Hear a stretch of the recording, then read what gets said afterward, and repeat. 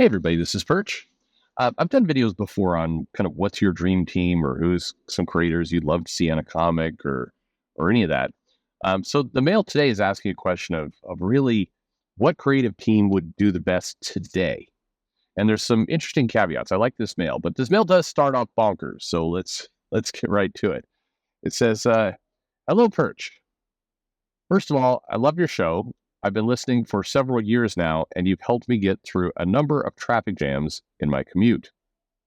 I do miss when you would post 2 videos a day because then I'd have something coming and going. But oh wells, what you gonna do?" Yeah, fair enough. I don't know what to. I don't know. I got nothing there, but there are less videos now. But they're going on forever as a result. How about that? It's some kind of trade. I don't know. Anyway, I have 2 questions for you. Well, the first is more of an idea. I was thinking about why Marvel or DC doesn't adapt classic books into comics like they used to do a long time ago. I really started to get the idea when I saw the preview art for the new Absolute Batman series. That giant, swole Batman reminds me of Lenny from Mice and Men. And you could do a pretty funny comic where you basically have Alfred and Bruce draw in the new Absolute style, with Alfred being George and Batman being big dumbass Lenny, who kills Catwoman by snapping her neck after he pet her hair too hard. God damn. I'm sorry, I've read this already once. It's still fucking funny. All right. Okay, let's pause here for a minute. I can't now. I can't. I'm just not going to be able to. I love Nick Dragona's art, but I'm now not going to be able to look at Absolute Batman and not think of Letty from Mice and Men. All right, this is where I'm going to learn. Like, more than half of my audience has never read that book and have no idea why I'm laughing. If you haven't, of Mice and Men is a book by John Steinbeck. And it basically tells the story of 2 ranch hands, one who is kind of smart, clever, and one who is big and retarded. And they have a tough life, and eventually, old George has to put Lenny down. Spoilers, because he's too kind and also too dumb to exist in this world. Anyway, that's a horrible description of mice, but okay. Giant swole Batman is Lenny from Mice and Men. All right. Half of you will find this hilarious. Half of you will be like, all right. Anyway. Okay. Back to me. Anyway, I think that would be great. What do you think? I mean, why not? Why not? Anyway, pardon me.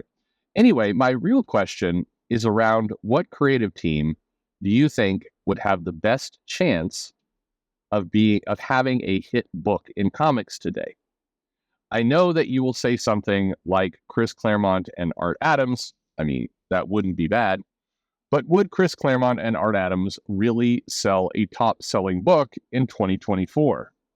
Who is a creative team that could do a top-selling book in 2024 that could sell 1 million copies?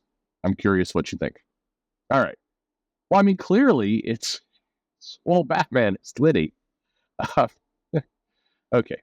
All right. So top creative team. All right. So there's a little twist there at the end. Yes, I would love to see Chris Claremont and Art Adams on a book. But to be fair, I think at this point, I would, in many ways, rather see Louise Simonson and Art Adams on a book. I think, Chris Claremont, I love. Will not say anything bad about him, but his work is slightly dated now. He writes in a style that I loved to the bottom of my heart for sure, for many, many years. And I think he's still. I mean, Christ, did you see that first issue of NYX by the amazing creative team of Kelly and Lansing? I mean, holy shit, that was terrible. But so I mean, you put Claremont in there, it's going to be better than a lot of that.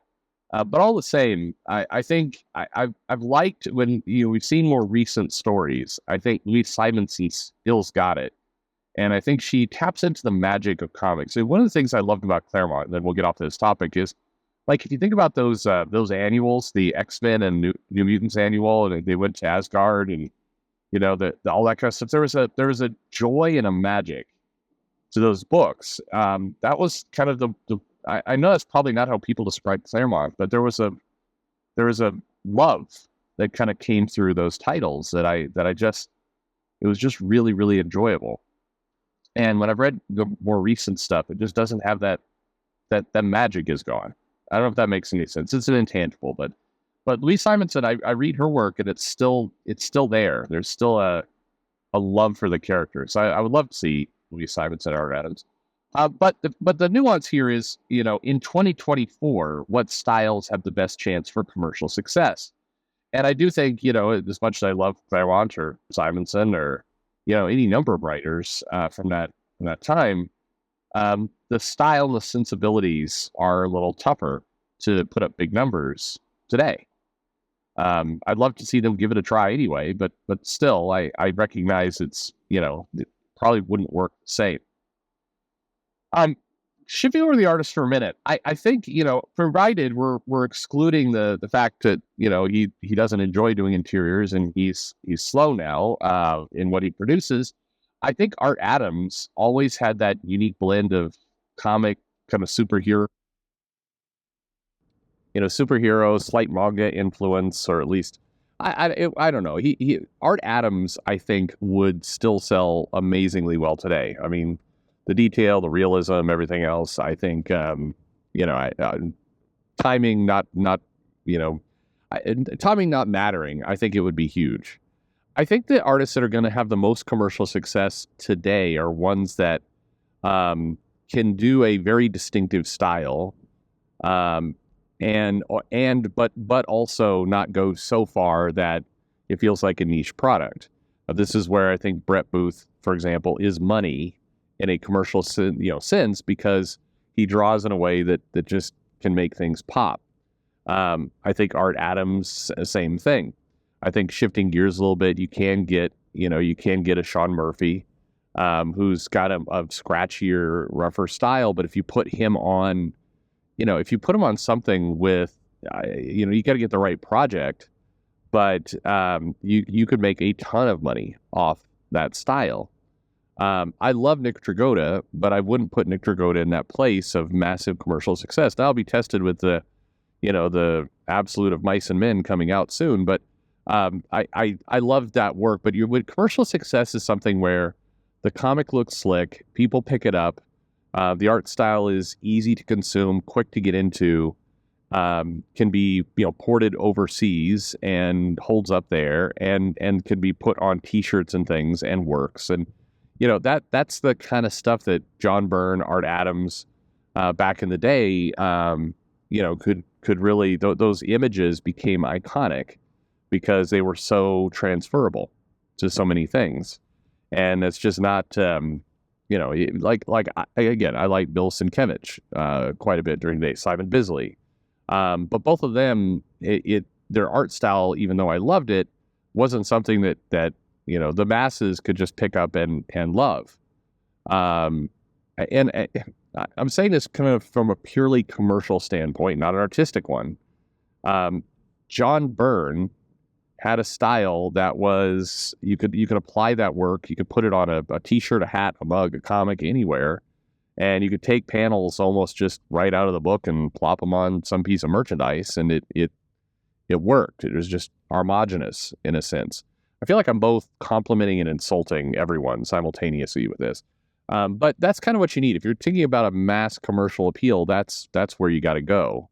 You got to have something that looks clean, looks slick, can be repurposed, and that there's a finite amount of people that can do that. Now, granted, you could also do something unique to the style. You could take a Kari Andrews, you could take a Ben Temple-Smith, you could take somebody like that, and you could apply them to something a little bit like Sean.